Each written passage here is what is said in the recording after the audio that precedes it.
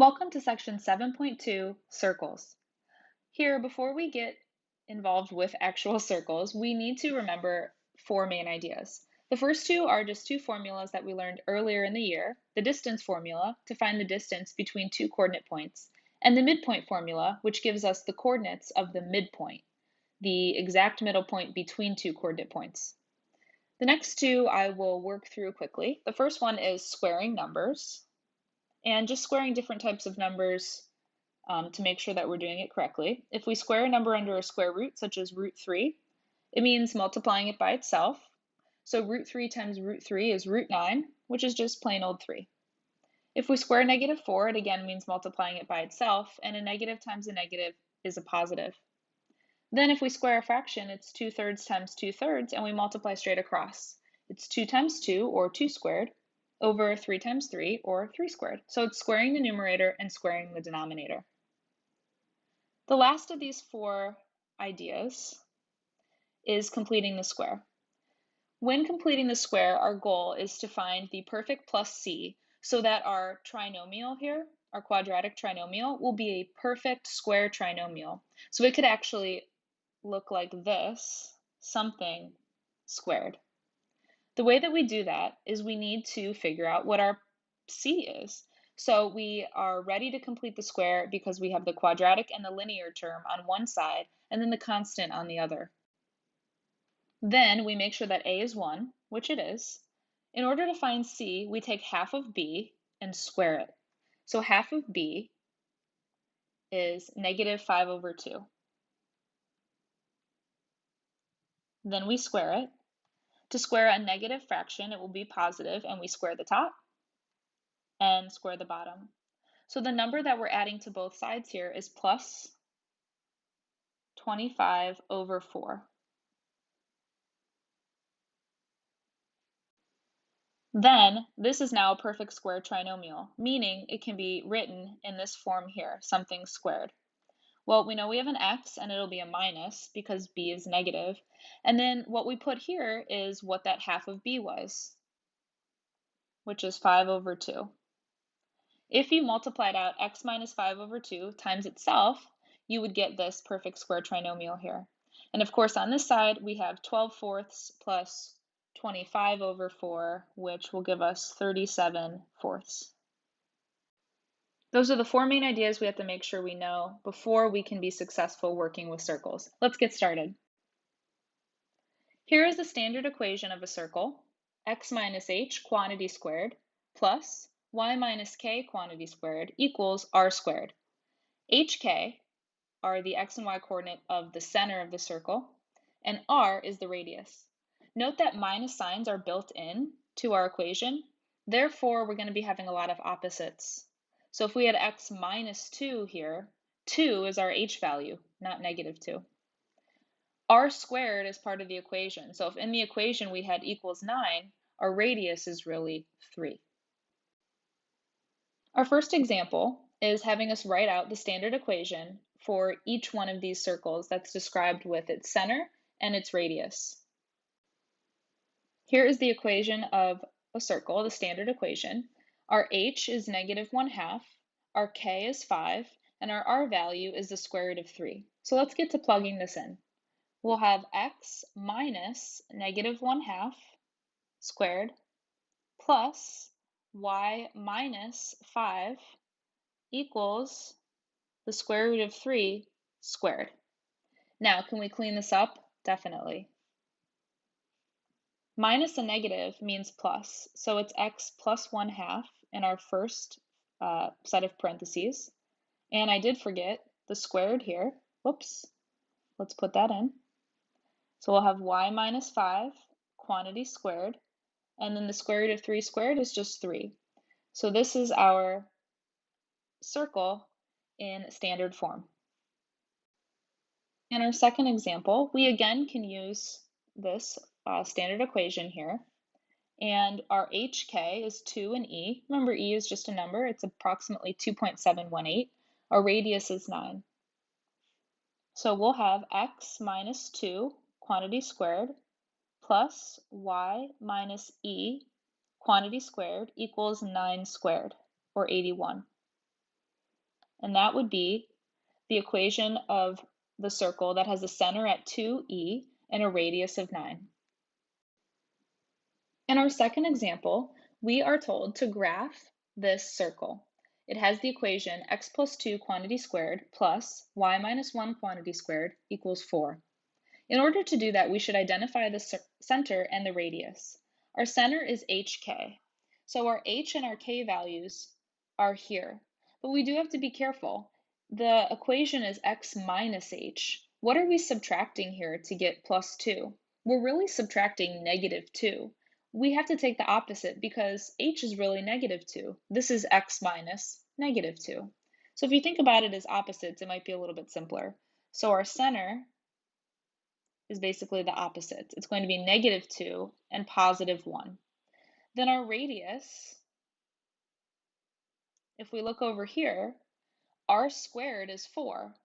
Therefore, the radius is what we got to square to get to 4. So our radius is 2. It's the square root of 4. Now, if you think about taking the square root of 4, technically you could have plus or minus 2, depending on if you're solving an equation. But since a radius is a length or a distance, it does have to be positive. So our radius here is 2. Now onto graphing this. The way that we can graph this is first plot the center point, which is at negative 2, 1. Now that is not a point on our circle, so we can erase it at the end. But we should mark the center to kind of get our bearings. Then we have a radius of 2. So I think about this as going north, south, east, and west. So going all 4 directions in order to get that radius in an easy way. So from our center point, we're going to go up 2. We're going to go down 2. We're going to go left 2 and also right 2. And those 4 make our circle. Then we can erase the center point because it's not a part of our circle. Our circle has an infinite amount of points on it, and these are just 4 of them. The distance from the radius to any point on our circle is 2. Here in example 3, we have the equations for what might be circles, but they are not in the standard form. So what we want to do is complete the square to put the equation into standard form. Then, if it is a circle, we want to identify the center and the radius. And if it's not a circle, which we'll see in part B, we want to explore why that is. In part A, we see that we have all of these wonderful terms on the left-hand side. And to complete the square, we want to just move the constant term to the right and make a little bit of space in between our x's and our y's. All right, now that we have it set up, we can complete the square. The first thing we need to do is ensure that our a value here with our x's is 1, and it's not, it's 3. So we're going to factor out that 3, so we're left with x squared minus 2x. Then I'm going to do the same thing for the y's. It's also a 3, so I'm going to factor out the 3, so we'll have y squared plus 3 times what gives us 4 thirds. And then over here we still have our 4. Now we're ready to complete the square. Our a value here is 1. Don't worry about the 3 just at this moment. We take half of b, which is negative 1, and square it, which is positive 1. So I'm going to put that in blue to show that we're adding that. Now, since I added that over here, I need to add that to the other side of my equation to keep it balanced. But did I add just a 1? I added 3 times 1, since this is 3 times 1. So I really added a total of 3 to the left-hand side. That's why I need to also add 3 to the right-hand side. And now our equations are balanced once again. Then we take a look at completing the square for the y's. Our a value once more is 1, so we're ready to complete the square. We take half of 4 thirds, which is 2 thirds, and then we square it. 2 thirds squared is 4 over 9. So I'm adding 4 over 9 inside our parentheses. Once again, I'm not really only adding 4/9 to this left-hand side of our equation. I'm adding 3 times 4/9. So 3 times 4/9 is really what? It is 4 thirds. So I add 4 thirds also to the right-hand side. In this next step, I'm going to clean up both sides a little bit. We have a 3 out in front, and then because we've completed the square, that means that we can rewrite this perfect square trinomial as a binomial squared. So I have an x and then minus half of that b value. I don't need as much room.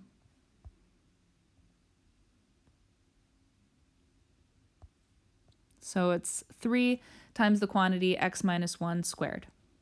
Then we'll do the same thing over here for our y's. 3 times the quantity y plus half of our b value, so what we squared, which was 2/3, quantity squared, equals, on the right-hand side, I want to add these all together.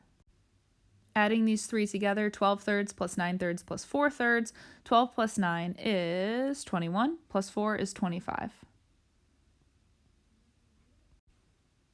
We do have one last step to potentially make this look like a circle. So we need to get rid of those coefficients out in front. They're both 3. What we can do is divide all of these terms by 3 or multiply them by 1/3, which I prefer. So I'm going to multiply all of these terms by 1/3. Multiply this term by 1/3, this term by 1/3, and this term by 1/3. It's the same thing as dividing by 3. I wrote it that way just so we could see the similarities. So this is x minus 1 quantity squared, since 1/3 times 3 cancels out to just 1. Same thing over here, plus y plus 2/3 quantity squared. And over here, we multiply our numerator times our denominator. This is the equation of our circle in standard form. So we did the first part. We need to now identify the center and the radius. The center is the HK. Remember, it's the opposites. So since we have x minus 1 here, the x-coordinate of our center is positive 1. And since we have y plus 2/3 here, the y-coordinate of our center is negative 2/3. Our radius squared is 25/9. So since the radius squared is 25/9, I need to take the square root of 25/9 to find the radius. The square root of 25 is 5, and the square root of 9 is 3. So our radius is 5/3. So we have successfully answered part A. Let's take a look at part B. We again have some equation that is definitely not in standard form, and we're going to show why this one is not a circle. So once again, we want to get this prepared to complete the square. So I'm going to put the terms with x by themselves, the terms with y by themselves, and then any constants over to the right. Okay, so now we're ready to complete the square. I did not have a term that just had an x, so I put plus 0x just as a placeholder. All right, now I want to factor out my 4 here so I can have an x squared. So I'll have x squared plus 0x. Then I'll factor the 4 out here. So I'll have y squared minus 6y, again, equals negative 36. To complete the square, half of 0 is 0. 0 squared is 0. I'm going to add 0. 4 times 0 is just 0, so I added nothing. Then, in the next one, our a value is 1. Half of negative 6 is negative 3. Negative 3 quantity squared is 9. So I added 9 in there to create a perfect square trinomial, but I really added 36 to this side. So I'm going to add 36 to the right-hand side as well. Then to complete we already completed the square, but to get the process rolling a little bit more, I'll have x plus 0, which is just x squared, plus 4, and then y minus 3, quantity squared, since that was half of b, the number that we squared, equals 0. Now, if we look at this, I can take the parentheses off of the x, and I can divide everything by 4 to see if we do, in fact, have a circle. When we divide by 4, we'll have x squared plus y minus 3 quantity squared, still equaling 0. Now, it looks like a circle. It's okay to have just x squared or just y squared. That would mean the coordinate of that center would just be 0, since it's x minus 0 here. But if we look over here, this is saying that our radius squared is 0. Therefore, we'd have a radius of 0, which doesn't make sense. So we cannot have a radius of 0. So this is not a circle because the radius would be 0, and that would mean we wouldn't even have a circle. We would not be able to graph that, and so therefore it's not a circle. A big idea in trigonometry and overall in mathematics in general is the unit circle. Unit means 1. So the unit circle is defined as this circle right here. This is how it's defined graphically. I want to see if you can come up with the equation of this circle here. Go ahead and pause the video and then press play to see if what you got is correct. Because the center is 0, 0 and the radius is 1, when we plug those in to the standard equation of a circle, we have the following. But it's overkill to write x minus 0 or y minus 0, so we can simply write that as x squared plus y squared, and then 1 squared is just 1. This is the equation of the unit circle. X squared plus y squared equals 1. Later on in trigonometry, x and y will be cosine and sine, respectively, which is pretty cool. But the main idea of the unit circle is that it is a circle centered at the origin that has a radius of 1. In example 4, we're going to work with the unit circle, and we want to find the point or points on the unit circle that have a y-coordinate of root 3 over 2. Then we want to verify our answers. We can do that by plugging them back into the unit circle. So our unit circle is the following. Its equation is x squared plus y squared equals 1. And if we know that the y-coordinate is root 3 over 2, we can plug that in and find what the x-coordinate or coordinates would be. So we're looking for x, and we want to plug in root 3 over 2 for y. To square this, we'll square the numerator, which is just 3, and square the denominator, which is 4. Then solving for x, we'll subtract 3/4 from both sides.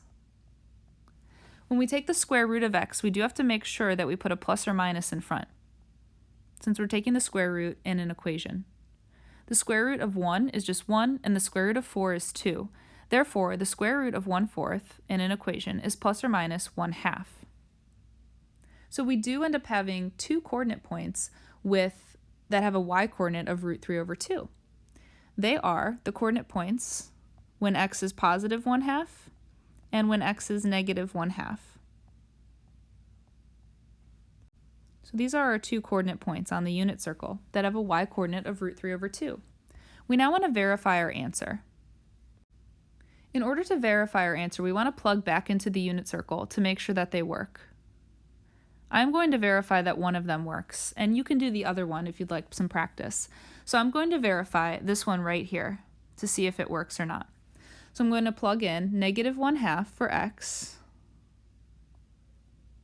and root 3 over 2 for y to make sure that it does in fact equal 1. I'll put a little question mark there to show that we're just proving it. I'm not solving here, I'm verifying.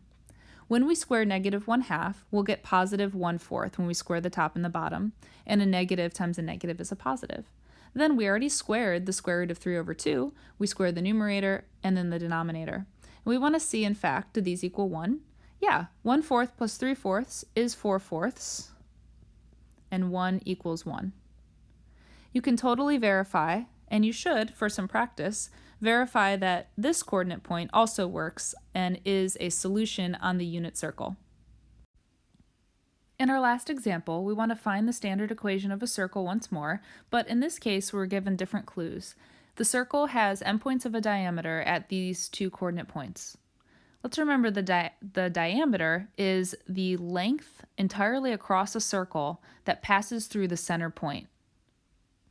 Our best bet is to sketch this out to see exactly what we need to do and what we need to find. Here are the two coordinate points, and therefore the diameter, or all the way across, would be that. The exact midpoint here would be the middle of our circle. Our circle is going to look something like this, as like a horrible sketch, something like that. So we know that this has to pass through the center, and the center is at the midpoint of these two coordinate points, because that is the definition of diameter. So since the two things that we need for the equation of a circle are the center and the radius, we can see that we can clearly get the center of our circle by finding the midpoint between the 2 points. So let's do that first. To find the midpoint between these two, I just labeled it M so we could be clear that it's the midpoint. The midpoint is adding the x's together and dividing by 2, and then adding the y's together and dividing by 2. Essentially, we're averaging the x's and averaging the y's to find the very middle. So we'll have 1/2 plus 3/2 for adding our x's together and then dividing that by 2. And then we're going to add our y's together, 4 plus negative 1 over 2. Solving this, 1/2 plus 3/2 is 4/2, which is just 2. So this is 2 over 2. And then 4 minus 1 is 3, so we'll have 3 over 2. So our center is 1, 3/2. Now, the next thing that we need to find is the radius. Can you think of how we might be able to find the radius of this circle? Well, the radius is the length or the distance from the center point, M in this case, because it was midpoint, so M to any coordinate point on the circle. Well, we know what M is, we know the center point, and then we know this coordinate point here and this coordinate point here. So in order to find the radius, we could simply find the distance between our center point, M, and one of these two coordinate points. It's up to you which one you want to use. I'm personally going to use the one that's all positive, so 1/2, 4. So now we want to find the distance between these 2 points here, and that'll give us our radius. Our distance formula is a giant square root, and we could call this d equals, I actually will just call it r since it's the radius. It's distance formula, but it's the distance of the radius. So we're going to do this coordinate point and this coordinate point right here, our 2 coordinate points, since it's this one and this one right here.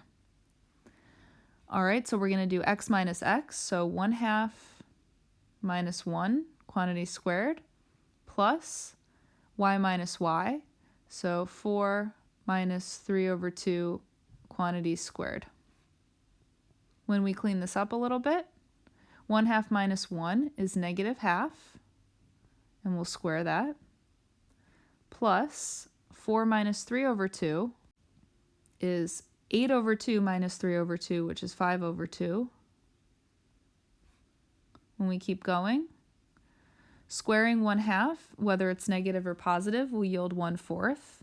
Squaring 5/2 is 25/4. Adding these two together will give us the square root of 26/4, which is the square root of 26, since that can't be broken down, over the square root of 4, which is 2. So our radius is root 26/2. So we have the 2 pieces of information that are required to write the standard equation of our circle now. The equation of our circle is x minus h, quantity squared, plus y minus k, quantity squared, where hk is the center, equals radius squared, r squared, where r is the radius.